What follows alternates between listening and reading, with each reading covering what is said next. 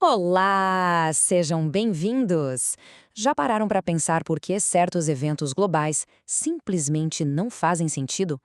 Hoje, a gente vai mergulhar numa teoria fascinante do professor Jiang, que conecta profecias antigas com o caos geopolítico de agora. Segurem-se, porque a viagem é intensa.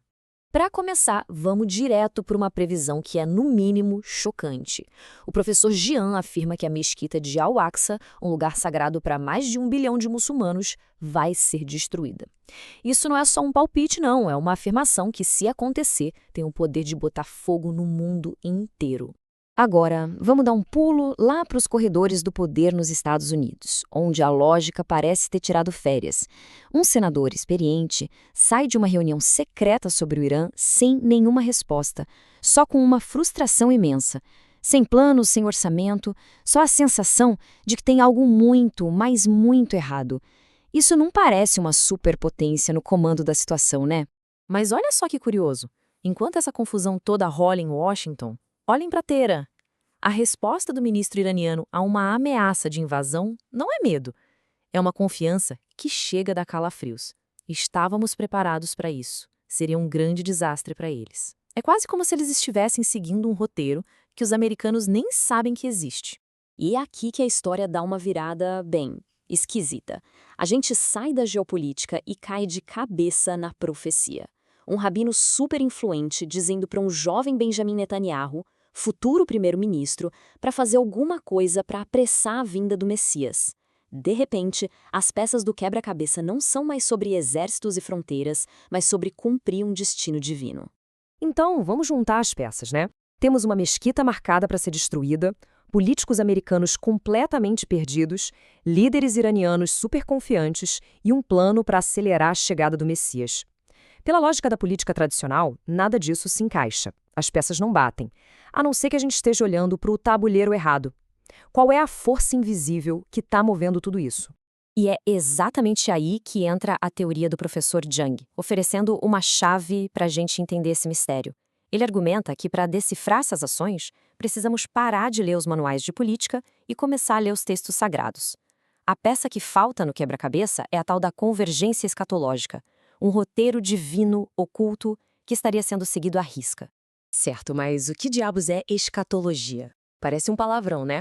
Mas a ideia é bem simples. É o estudo do fim dos tempos. Pensa no Apocalipse da Bíblia, no dia do juízo final do Islã. Toda grande religião tem sua própria história sobre o ato final da humanidade. E, segundo Jiang, são essas histórias sobre o fim que estão moldando o nosso presente. E isso nos leva à grande ideia dele, a lei da convergência escatológica. A teoria é que esses diferentes roteiros de fim de mundo não correm em paralelo, cada um na sua. Pelo contrário, eles se cruzam, eles colidem em pontos específicos.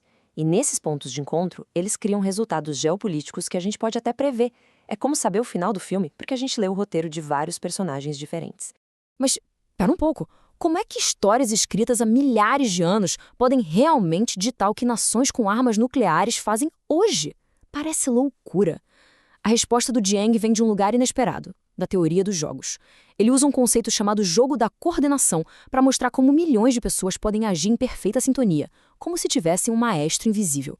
A fórmula por trás disso é até bem fácil de entender. Massa, que é a quantidade de gente, vezes energia, que é a motivação, a paixão pela causa, vezes coordenação, igual a vitória. Pensa bem, não adianta nada ter milhões de pessoas cheias de energia se cada uma corre para um lado. A coordenação é o ingrediente secreto.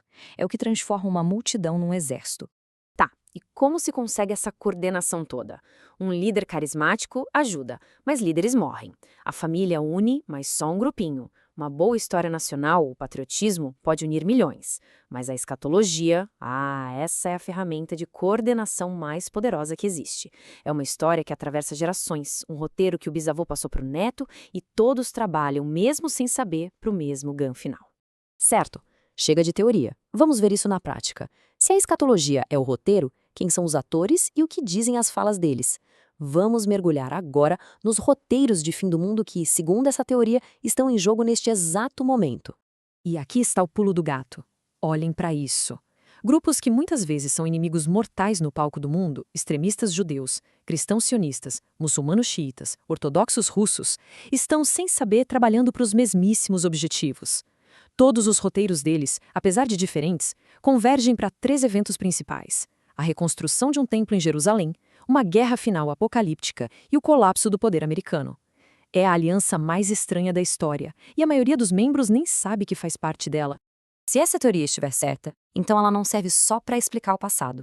Ela serve para prever o futuro. E as previsões do professor Jeng para os próximos 2 a 4 anos são detalhadas, dramáticas e, bem, bastante perturbadoras. Então, respira fundo, este é o cronograma previsto. No primeiro ano, tropas americanas no Irã, o que leva a uma convocação militar obrigatória e caos civil nos Estados Unidos. E a mesquita Al-Aqsa é destruída. Ano 2. As economias super ricas do Golfo entram em colapso. Anos 3 e 4. A Rússia vence na Ucrânia, a OTAN se desfaz e uma nova ordem mundial, uma Pax Judaica, com vigilância por inteligência artificial, surge enquanto os Estados Unidos se tornam irrelevantes.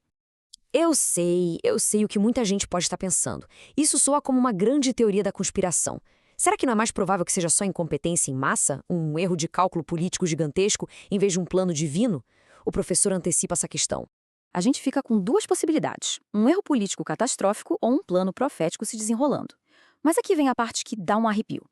O professor Jiang aponta que o resultado final em ambos os cenários é exatamente o mesmo: a queda do Império Americano e o nascimento de uma nova ordem. Ele argumenta que o destino é o mesmo, não importa se o caminho até lá foi pavimentado por estupidez ou por um grande plano. E no fim ficamos com a pergunta de dar um nó na cabeça. Se o destino é o mesmo, faz alguma diferença se fomos empurrados ou se pulamos por vontade própria? Será que a crença coletiva numa profecia é tão poderosa que acaba se tornando realidade, transformando erros e acidentes em degraus no caminho de um fim já determinado? A questão final é essa: estamos no comando do nosso destino ou somos apenas atores lendo falas de um roteiro antigo que já até esquecemos que estávamos seguindo? Fica aí a reflexão.